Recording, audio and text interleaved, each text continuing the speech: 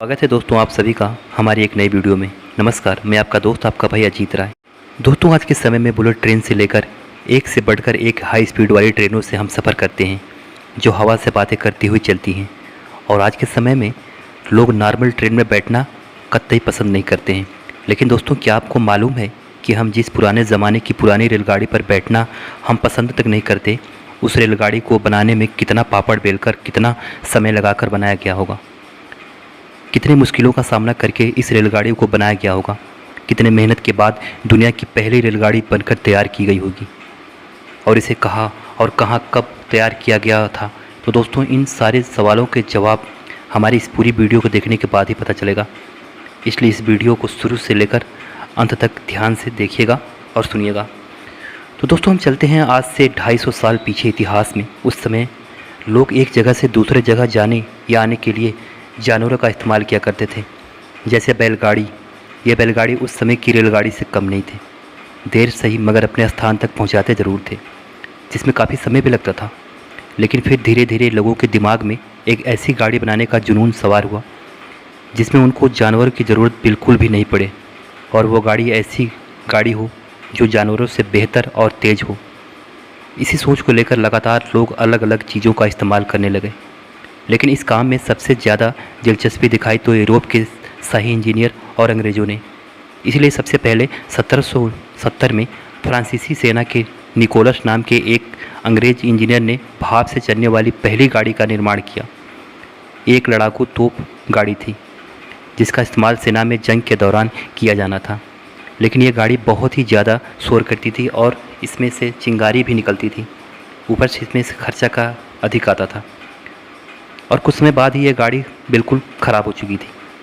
यानी कि मशीन से चलने वाली गाड़ी को बनाने की शुरुआत हो चुकी थी, लेकिन यह गाड़ी उतनी ज़्यादा सफल नहीं हो पाया।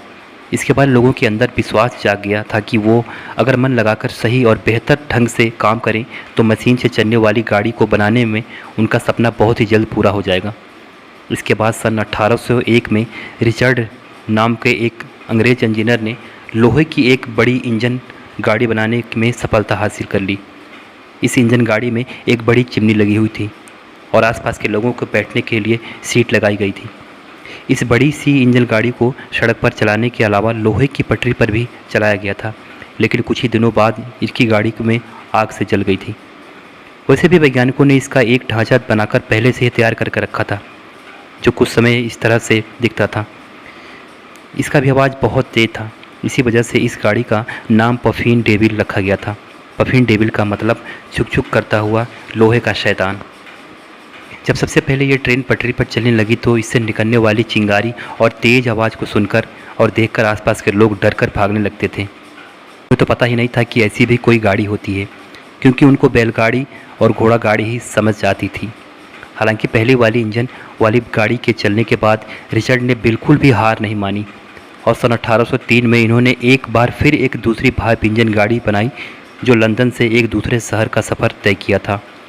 लेकिन इस यात्रा के दौरान इस इंजन की हालत बहुत ही ख़राब हो गई थी, जिसके बाद से रिचर्ड ने तय किया कि इस भाप वाली गाड़ी को सड़कों पर न चलाकर लोहे की पटरियों पर ही क्यों न चलाया जाए, तो शायद ये ज़्यादा लंबे समय तक चल पाएगी। अब उसी टाइम इंजन पर चलने वाली गाड़ी पर सफ़र करने का शौक़ लोगों के मन में जाग गया था।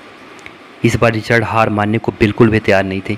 इसीलिए रिचर्ड ने एक कंपनी से बात करके लंदन से दूसरे शहरों तक पटरी बिछवा दी और इसी तरह 21 फरवरी 1804 को एक ट्रेन जिसमें 25 से 30 टन लोहा और 50 आदमी सवार थे, उसे रिचर्ड ने खुद चलाया था। दोस्तों ये दुनिया में पहली बार हुआ था जब किसी मशीन की वजह से इतना भारी सामान और लोगों को ले जाया गया था एक स्थान से दूसरे स्थान। वैसे दोस्तों यह आविष्कार तो हो गया था, लेकिन इस समय तक रेलगाड़ी को बहुत खर्चीली और कम उपयोगी साधन माना जाने लगा था। इसी वजह से किसी भी कंपनी ने इस प्रोजेक्ट पर हाथ लगाना सही नहीं समझा। लोगों को लगा कि इस सिर्फ नुकसान ही होगा, क्योंकि उस टाइम डकैत लुटेरों भी बहुत होते थे और रेल की पटरियों ठीक से नहीं बिछाई गई थी और ट्रेन की स्पीड भी बहुत ज़्यादा धीमी होती थी। अब इतने बड़े प्रोजेक्ट को अकेले मैनेज करना रिचर्ड के बस की बात बिल्कुल भी नहीं थी। इसीलिए उन्होंने थक हार कर इस प्रोजेक्ट को हमेशा के लिए बंद कर दिया। लेकिन दोस्तों बात यहीं तक नहीं रुकी, अभी इस फील्ड में बहुत से महारथी आने वाले थे। इसके बाद आते हैं दोस्तों जॉर्ज स्टेफेंस। इनको कोयले के इंजन को इस्तेमाल करना और ट्रेन को दुनिया के अलग अलग हिस्सों तक पहुंचाने के लिए जाना जाता है। इन्होंने भाप के इंजन में कई सारे बड़े बदलाव किए, जिसे और ज़्यादा मजबूत और शक्तिशाली बनाया था, ताकि इंजन को भारी से भारी वजन को खींच सके। और 27 सितंबर 1825 को 40 डिब्बे वाली पहली रेलगाड़ी को खींचा गया था, जिसमें करीब 600 यात्री यात्रा कर रहे थे। इस पहली रेलगाड़ी ने 35 मील तक का बहुत ही बखूबी तरीके से अपना सफ़र तय किया था। बात करें स्पीड की तो 14 किलोमीटर प्रति घंटे की रफ्तार से इसको पहली बार चलाया गया था। इसी ट्रेन को आधिकारिक और सरकारी रूप से दुनिया की पहली पैसेंजर ट्रेन माना जाता है, जिसने लोगों को एक जगह से दूसरे जगह सफ़र कराया था। जॉर्ज स्टेफेंस ने ट्रेन के आविष्कार से एक अलग ही क्रांति ला दी थी। इनके बनाए इंजन के कोयले के इस्तेमाल के बाद दुनिया भर के अलग अलग देशों में इसको बनाने की होड़ सी लग गई। कहानी भी ख़त्म नहीं हुई दोस्तों, दुनिया में ट्रेन के आविष्कार में और भी ज़्यादा डेवलपमेंट होने बाकी थे। इसी तरह एक और वैज्ञानिक रेडल्फ कार्ल डीजल ने सन 1897 में डीजल इंजन बनाकर रेलवे की दुनिया में बहुत ही बड़ी उपलब्धि हासिल कर दी और इतिहास रच दिया।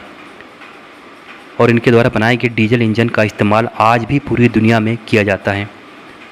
आज भारतीय रेल को दुनिया के सबसे बड़े रेल नेटवर्क में से एक माना जाता है, जहां हर दिन करीब 2 करोड़ से भी ज़्यादा यात्री यात्रा करते हैं और भारतीय रेल में लगभग 15 लाख से भी ज़्यादा लोग कर्मचारी हैं।